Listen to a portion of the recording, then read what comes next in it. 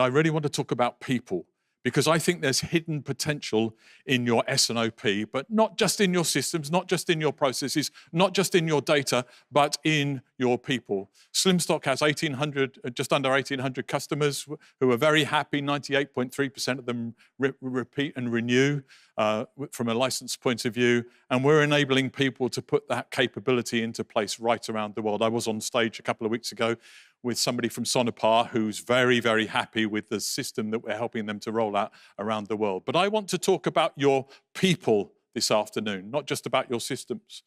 And one of the things that I found when we think about the power of your S&OP is that your people matter. One of the biggest resistance to S&OP, IBP, or whatever else you want to call it, is the people. You can have great ideas, you can have great plans, you can have centers of excellence, but if your people are not ready for change, very little will happen.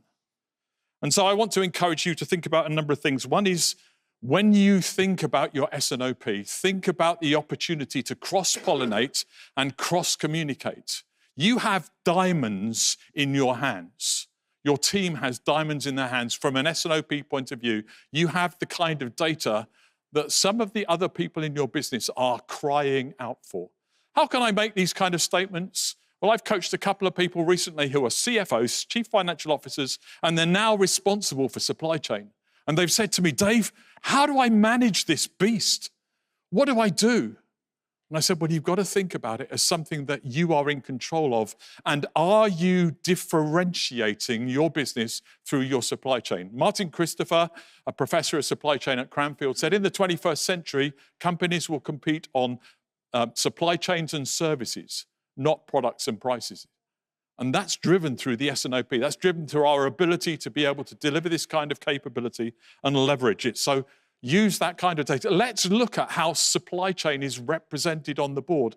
Is the boardroom got a senior supply chain executive sitting at the table? And are they able to talk the language of the business? Not just physical availability, but financial capability. Involving people right across all levels and be able to drive that accountability right throughout the business. Richard Wilding, a professor of supply chain, wrote an article not that long ago where he said supply chain systems cause chaos in supply chains.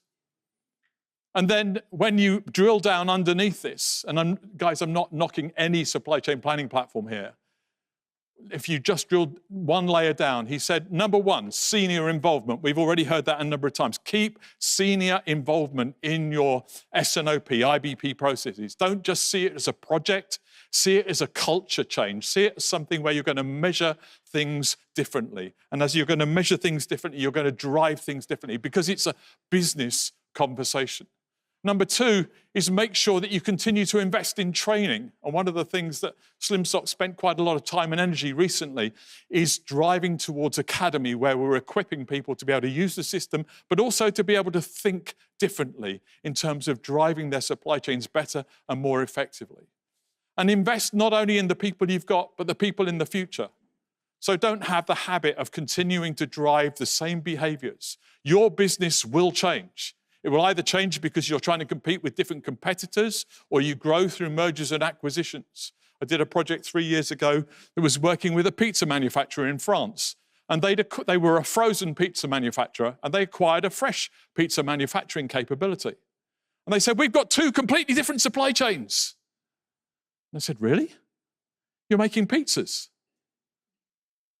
And we look at these models that we've got with S&OP, and I want to give you some homework. As a reluctant academic, when I get to my very last slide, I've got some homework for you.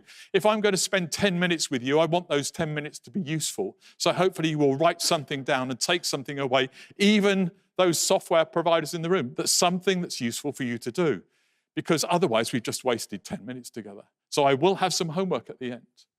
And in terms of driving that kind of thinking, it wasn't just about where does supply chain, are you investing in people, where does supply chain sit? But also, how many supply chains does your company have? Most people would say, well, we've only got one. Most businesses have got more than one. Make to order, make to stock, a combination of the two, franchise models, etc. And then not just invest in training, but also review and improve. All of the software providers outside are all improving their software. Are you leveraging the new capability using AI, agentic AI, and some of those kind of capabilities that will help to drive better business planning and automate more effectively? Align in terms of your strategy. Is your S&OP aligned to your strategy? Is your S&OP moving you more towards your strategic objectives? How do you build from that 24-month, 36-month into your 5-year plan? And are you using all the data that you have to help you to drive better decisions, better planning, and give you a more complete picture across the business? None of us walk down the high street with our eyes closed. We walk with our eyes open, and we're looking further down the high street to look for something that's likely to get in our way. Are you paying attention to the changes and effects that will come down your supply chain that will impact the way you plan and how you compete? Let me encourage you to automate, to put down some of the things that you really struggle to do because they're just hard to do. Most planners will spend time doing things that are on their KPIs to do, things they enjoy doing. They won't be doing the things they don't enjoy doing. That's where AI can help us to drive towards better capability, because it does some of the cross-checking and cross-validation to help you to make sure that your plans are full or on time, and to drive towards a more strategic decision focus. Let me ask you a couple of questions to think about here. One is, okay, when you get to the end of your S&OP cycle, whatever that is, and you press the button and say, that's my plan. Number one, who owns that plan at that point? The people around the table, but maybe a wider circle of people. And then number two, that plan is feasible, but is it also profitable? And how do you know it's profitable? So some of my calls to action today are, number one, identify the weak links in your planning process. Some of that might be data, some of that might be people, some of that might be literally change. Number two, we talked about this earlier on, make sure that you are aligning yourselves to your plan, that there isn't this strange behavior of finishing the plan and then going and doing something different. And number three, act now. Make sure that you are acting and responding to this. So those calls to action will... So I want to give you 3 things to get started with. Number one is, where are you spending your time and attention in terms of forecasting? Is it in places where you can really get benefit? Professor Sven Krohn from Lancaster talks about the ROI of AI in terms of improving your forecast accuracy. There's a real question and a real challenge to say, are you getting the best out of improving your forecast process? Or are there other ways of doing this? Safety stock is there for a reason. It's there to protect you against variability. And that variability is something that you want to plan. Sometimes safety stock is there to be used and to drive different things. Are you utilizing your planning fully right across the business? Not just for your supply chain, but for your new product introduction, your portfolio management. Are you paying attention to the new products that you introduce and ensure that those products are introduced in a way that helps to drive better supply chain planning? And then finally, are you collaborating with the rest of the business? So 3 bits of homework. Hopefully one of those you might take home and have a go, because those are the kind of things that will help to drive better planning, drive better performance, and will allow you to be competitive in the marketplace. My favorite saying, which I do genuinely believe, it's up on the slide there, please ask me, because if I can't help you, I know someone who can.